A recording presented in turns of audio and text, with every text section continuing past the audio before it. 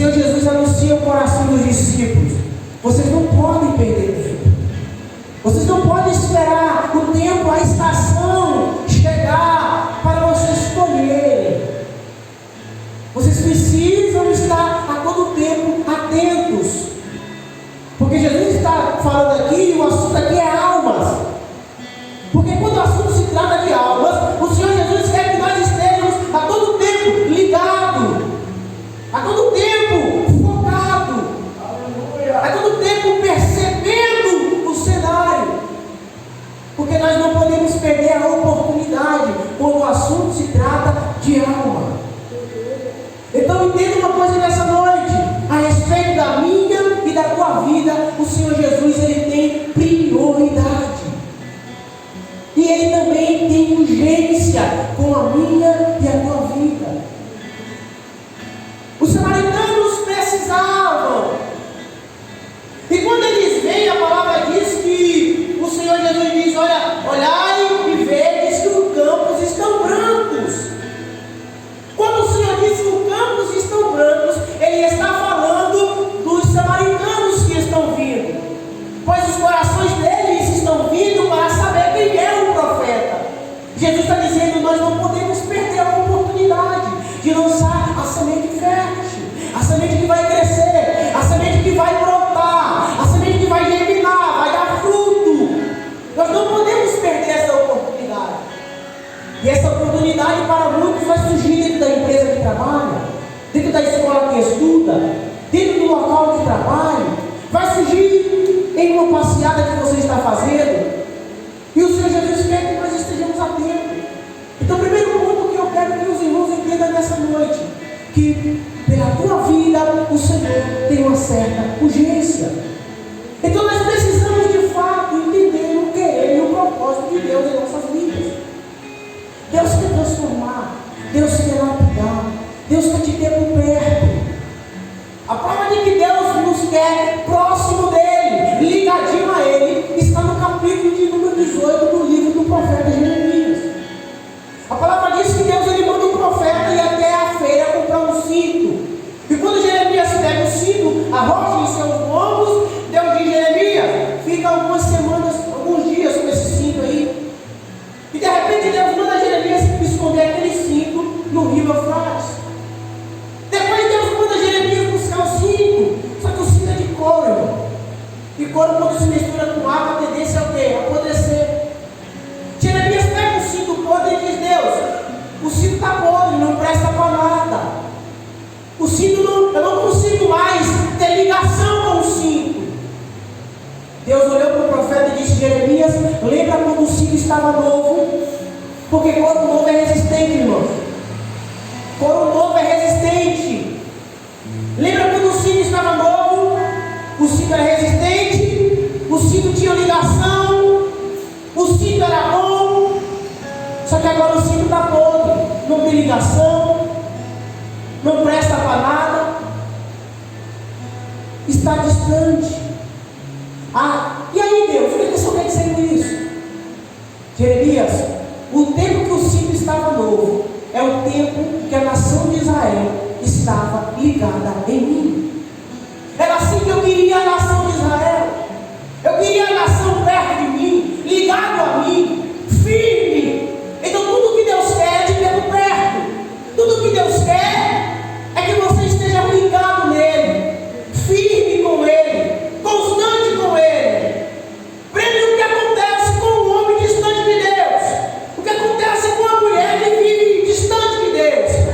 A palavra está nos textos abaixo do capítulo número 13, melhor dizendo, do profeta Jeremias.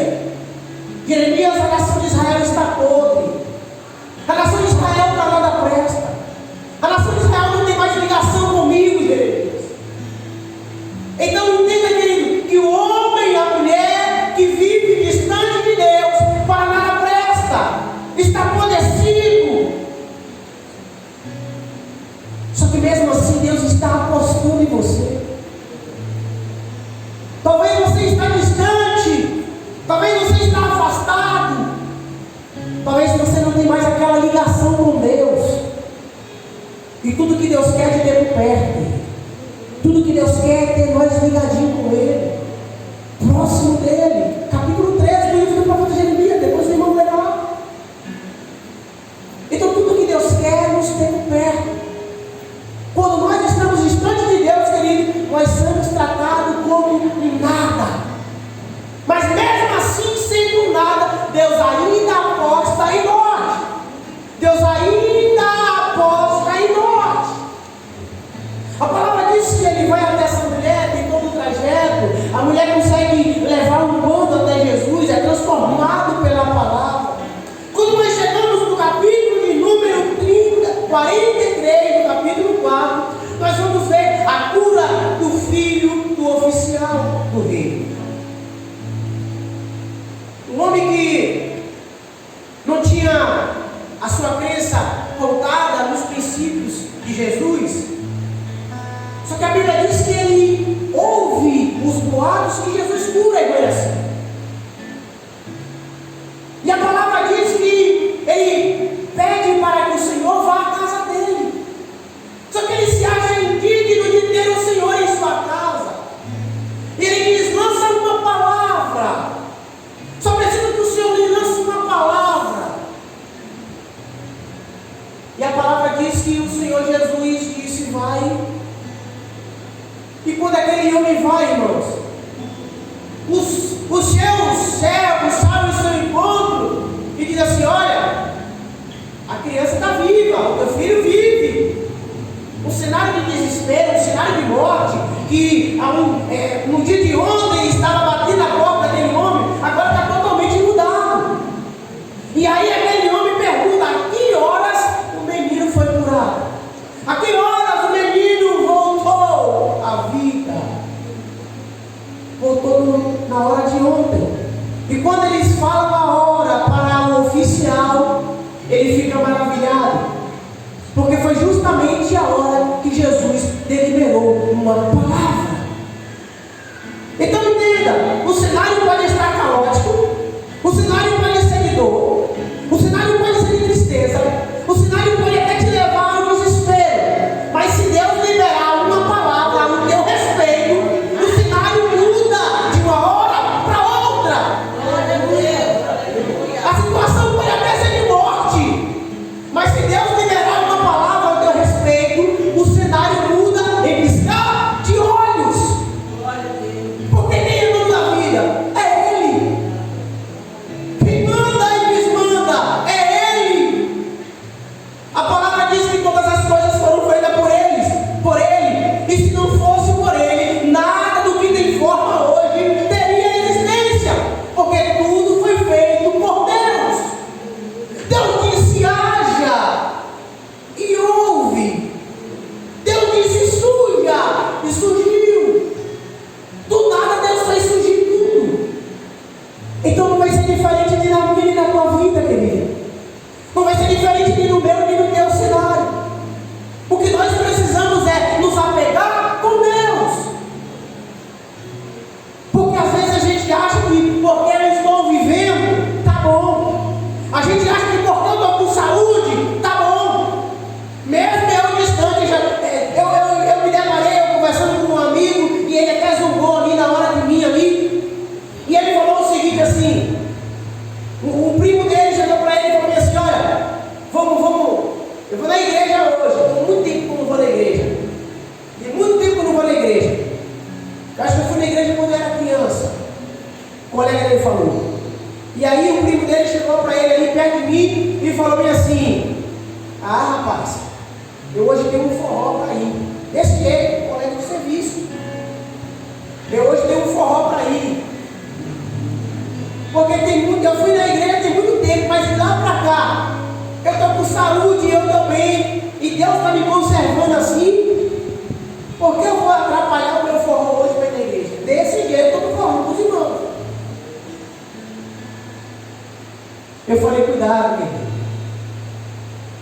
Falei: cuidado com as suas palavras, que você não conhece amanhã. Da mesma forma que hoje você está bem, amanhã você pode estar mal. E aí você vai reconhecer a necessidade de se agarrar com o Senhor. Então muitas das vezes as pessoas pensam assim: eu estou bem, estou vivendo assim.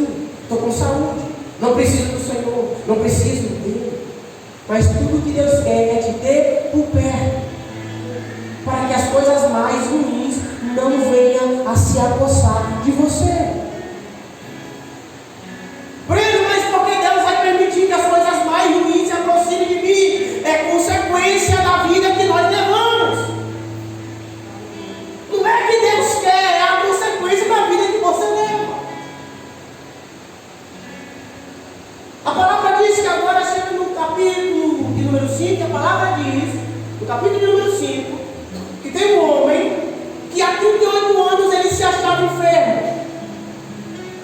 Há 38 anos aquele homem está cometido por uma paralisia, melhor dizendo, que impossibilita daquele homem andar, caminhar, que possibilita de ele ir e vir. Aquele homem tem os seus sonhos atrapalhados por uma paralisia. Que eu li aqui o texto e se os irmãos vão entender, essa paralisia deste homem, ela é acometida por causa do pecado. O pecado pôs esse homem nessa situação. O pecado colocou esse homem com essa paralisia. O pecado te impossibilitou de andar. O pecado te impossibilitou de se locomover. O pecado te impossibilitou de ter a tua vida social como antes. Porque 38 anos não é a idade própria dele. 38 anos é a idade a qual ele se acha enfermo. E é impossível uma criança cometer tal pecado para Deus te acometer com uma paralisia. Esse homem deve ter uma idade avançada, que cometeu alguma coisa, que ele vem a ficar nesse estado que se encontra. Pois a palavra diz que ele está no tanque de Betesda, que significa casa de misericórdia. Na casa de misericórdia há um cenário, onde a palavra diz que qualquer homem que descesse primeiro naquele tanque era curado de qualquer enfermidade que tivesse. Perceba que a Bíblia não diz que precisava ter fé. Nossa, eu tenho uma fé maior do que um grão de mostarda, do tamanho de um grão de mostarda, e eu sei que se eu descer nessa água eu vou ser curado. Não! O boato que corre é que qualquer um que desce primeiro é curado de qualquer enfermidade após a água ser agitada. Então a água é agitada de tempo em tempo, e todos estão esperando o movimento daquelas águas. Porque todo mundo que está cometido por uma enfermidade, por uma paralisia ou por uma sequela, tudo que ele quer é ser curado. E a Bíblia diz no capítulo 5 do Evangelho de João que tinha cegos, tinha coxo, tinha mancos, tinha paralíticos ali, tinha homem surdo, tinha mudo, tinha todo tipo de classe de cometido por doença que você imaginar tinha naquele lugar. Imagine, tudo que o surdo quer é ouvir, irmãos. Tudo que o cego quer é enxergar o clarão do dia. Tudo que o paralítico quer é voltar a andar, irmão Sebastião. Tudo que o manco quer é voltar a se locomover normalmente. Só que a palavra diz, irmãos, que de certo tempo a água se agitava e qualquer que descesse primeiro era curado de qualquer enfermidade. Só que esse homem está deitado numa cama no chão. Então todas as vezes ele fala para Jesus. A Bíblia diz que Jesus estava subindo para uma festa. Ele foi convidado para ir para uma festa. E eu acho lindo isso aqui, sabe por quê?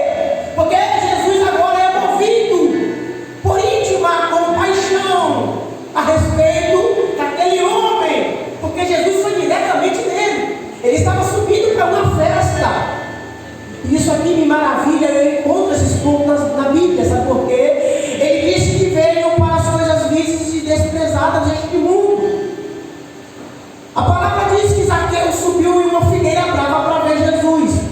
Jesus depara com Zaqueu, diz que ele precisa descer depressa. Eu quero falar contigo. Hoje me convém, meu desejo é ir para a tua casa, Zaqueu. Zaqueu só queria ver quem era aquele homem. Só que Jesus está disposto a ir para a casa de Zaqueu, mudar a vida de Zaqueu. A palavra diz que quando Jesus chega na casa de Zaqueu, o povo começa a murmurar. O povo começa a criticar. Jesus, por que o Senhor entrou na casa de um homem publicano? Por que o Senhor entrou na casa deste homem pecador? Zaqueu olhou para Jesus. Olha só, irmãos, um Zaqueu que só queria ver a pessoa de Jesus, agora está disposto a tudo para não ter Jesus fora de sua casa. Zaqueu disse: Jesus, hoje curamos, vamos entender melhor. Jesus, a multidão está até criticando, mas não sai da minha casa não. Fica na minha casa. A multidão está até falando mal do Senhor, porque o Senhor entrou na minha casa, mas não sai daqui não. Eu estou disposto a abrir mão de tudo. Estou disposto a abrir mão da minha riqueza. Estou disposto a restituir alguém. Se eu roubei alguém, eu vou pagar 4 vezes mais. Eu estou disposto a distribuir a minha riqueza com os pobres. Eu faço tudo, mas não saio da minha casa. E a multidão criticando. E Jesus disse assim: eu vim para aqueles que precisam. Jesus disse que ele veio para aqueles que precisam de médicos. Jesus disse que ele veio para aqueles que estão doentes. Jesus disse que ele veio para os filhos que um dia saíram de casa. Jesus disse que veio para aqueles que um dia se havia perdido. Jesus está disposto, querido, a te trazer para perto. Esse é o desejo de Deus, é te aproximar dele novamente, é te atrair novamente. Ele te quer por perto. A palavra diz que o Senhor Jesus, ele desce, sai do convite da festa, sai do caminho para onde subia para a festa e desce até aquele tanque. E Jesus entra. Quando Jesus chega na beira do tanque, ele depara com aquele homem que está ali há muito tempo. E aí Jesus olha para o homem. Isso aqui é coisa para nós refletirmos. Jesus olha para o homem que está sentado em uma cama, no chão. Então isso é um tipo de esteira na época que eles tinham. Se fosse olharmos para o dia de hoje, é como se fosse aqueles colchonetes de pé de ovo. Tem aqueles cobertor de lã que eles fazem doação para os moradores de rua aí? É como se fosse aquilo. Fosse botar no dia de hoje. Aquele homem está deitado naquela situação. E Jesus olha para ele e diz: quer ficar curado? Quer ficar curado? Quer ficar são? E aí às vezes a gente começa a nos perguntar dentro de nós mesmos: Senhor, a tua palavra diz que o Senhor conhece a necessidade do ser humano. A tua palavra diz que o Senhor sonda e permeia o coração do homem. Então, antes de nós até mesmo formar palavras para dizer o que queremos, o Senhor já sabe o que nós vamos pedir. E o Senhor está perguntando para aquele homem se ele quer ser curado. Aquele homem, tudo que o paralítico quer o quê, irmãos? Voltar a andar, sim ou não?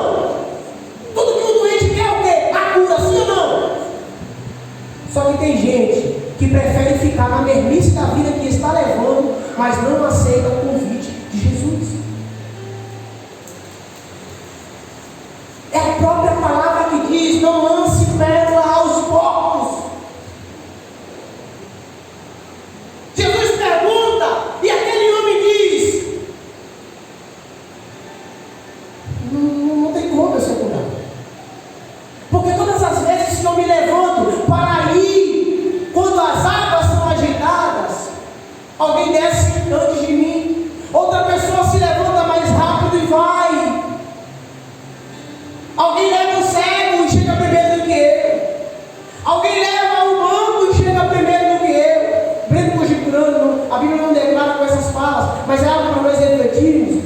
Alguém leva a pessoa que está cometida por uma paralisia ou por enfermidade e chega primeiro do que aquele homem. E ele vive aquele ciclo vicioso, aquele ciclo que todo dia ele está esperando mover das águas, todo tempo a água é agitada, mas ele não consegue a cura, ele não consegue solução para o seu problema. Esse homem está vendo todo mundo ser curado, esse homem está vendo o problema de todo mundo ser selecionado, e o dele está ali, e o dele está passando tempo, a ponto de chegar a 38 anos. Só que os Salmos vai dizer que o Senhor não conserva para sempre a sua ira ao nosso respeito.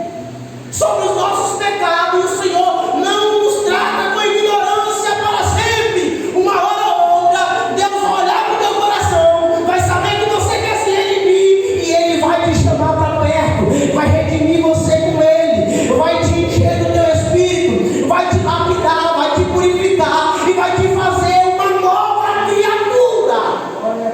Só que Deus precisa enxergar isso dentro de você. Você precisa demonstrar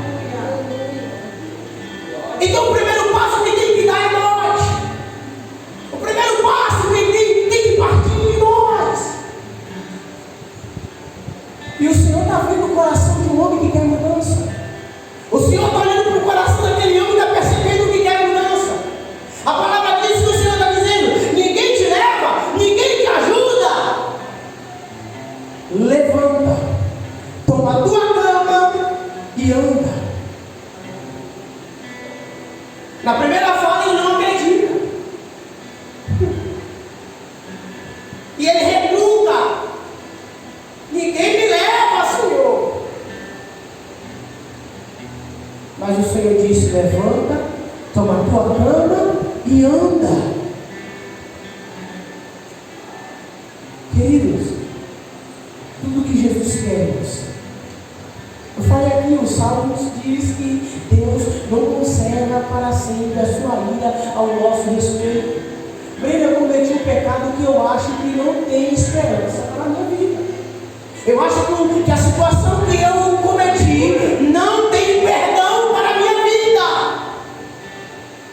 Eu quero dizer para você que Jesus é aquele que perdoa, por mais obscuro que o pecado seja.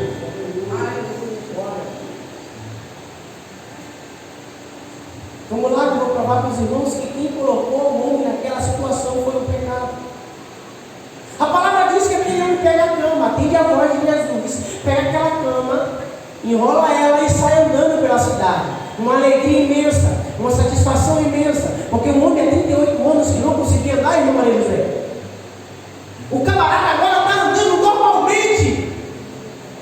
Porque quando Jesus faz uma obra na nossa vida, é maravilhosa. Ele tira todo o defeito, Ele nos purifica, Ele nos lapida, Ele nos deixa novinho em folha novamente. Imagina aquele homem há 38 anos que não andava direito, que não se locomovia direito. Ele agora está curado. Aquele homem pega aquela cama de sábado, tinha um critério naquele lugar, que não podia curar ninguém no sábado. E ali eles ficaram molhos com aquilo, porque o homem está andando, e os homens sabiam que aquele homem estava naquela situação. E eles veem aquele homem que um dia era paralítico, e agora esse homem está curado, e ele diz: quem te curou? Eu quero dizer para você que o homem sanguinário, ele está disposto a tudo, menos te ajudar. Olha a crítica dos fariseus: você não podia ser curado. A fala deles é essa: você não podia ser curado no dia de hoje, porque hoje é sábado. Só que Jesus não atende, meu Deus, as ordens da humana. Se Jesus fosse atender as ordens, os critérios que o homem determina, querido, nós estaríamos ainda no lamaçal do pecado. Jesus curou aquele homem. E tudo que o mundo quer, isso aqui, e eu vou aplicar no dia de hoje, e isso aqui é o que Satanás quer no século presente. Satanás quer cada vez mais você aprofundado no pecado. Satanás quer você cada vez mais distante do Senhor. Só que o Senhor não. O Senhor está disposto a fazer tudo para te ter por perto. A palavra diz que aquele homem fica maravilhado. E a primeira atitude daquele homem foi ir para o templo glorificar o nome de Deus. Alguém que há 38 anos está cometido por uma paralisia, é curado, e a primeira atitude dele é ir para o templo glorificar o nome de Deus. O que está no desejo do coração daquele homem é ser grato por tudo que Deus já fez. E aí eu vou te perguntar uma coisa: o bem mais precioso que Deus nos entregou, irmãos, é o fôlego de vida. Jó passou por tanta situação na sua vida. Jó perdeu os seus 10 filhos. Jó era o homem, se fosse Jó hoje no Brasil, Jó era o homem mais rico do Brasil, não do mundo, para dizer assim. Porque a Bíblia diz que Jó era o homem mais rico do Oriente. E Satanás olha para Deus e diz assim: Jó só te adora porque o Senhor dá. Jó só te adora porque o Senhor faz. Jó só te adora porque o Senhor dá riqueza. Jó só te adora porque o Senhor dá filho. Só que Deus está falando para Satanás: Satanás, Jó me adora porque ele é grato por tudo que eu faço. E se fôssemos olhar para dentro de nós, querido, você tem motivo para adorar a Deus. Nós temos motivos para não deixarmos de glorificar a Deus um minuto sequer. Porque Deus entregou a nós o fôlego de vida. Enquanto você respira, meu irmão, enquanto você está respirando, é o céu lá em cima te dando mais uma oportunidade de vida. Isso aqui que eu vou falar não é para assombrar ninguém, não.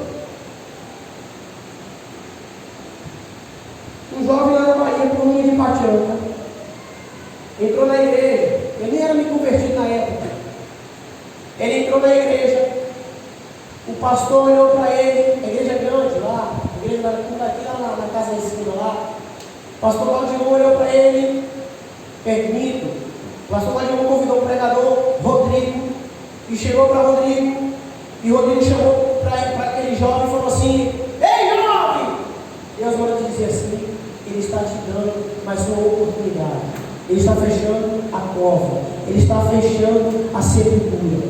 Ele deu risada, irmãos. Quando o pregador falou, Paulo, ele deu risada. Montou na própria ceia que ele tinha na época e saiu. 2 semanas depois, irmãos, 2 semanas depois, pegaram ele e alvejaram de bala. 1 mês depois, o pregador Rodrigo voltou para pregar lá. Isso aqui é verídico. 1 mês depois, Rodrigo voltou para pregar lá. A primeira coisa, antes de assumir para ministrar, Rodrigo perguntou: pastor, cadê aquele jovem? O pastor falou: infelizmente, aconteceu o que você falou.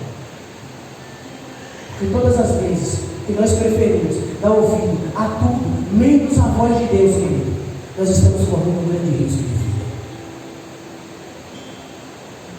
E a palavra diz que aquele homem corre para o templo para ser grato a Deus.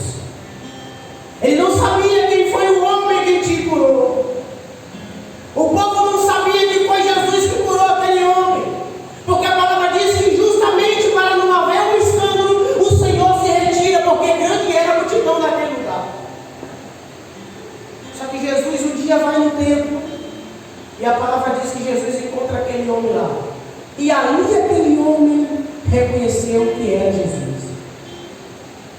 E o Senhor olhou para ele e disse assim: era visto que você já está curado, não peques mais, para que em ti não suceda coisa pior.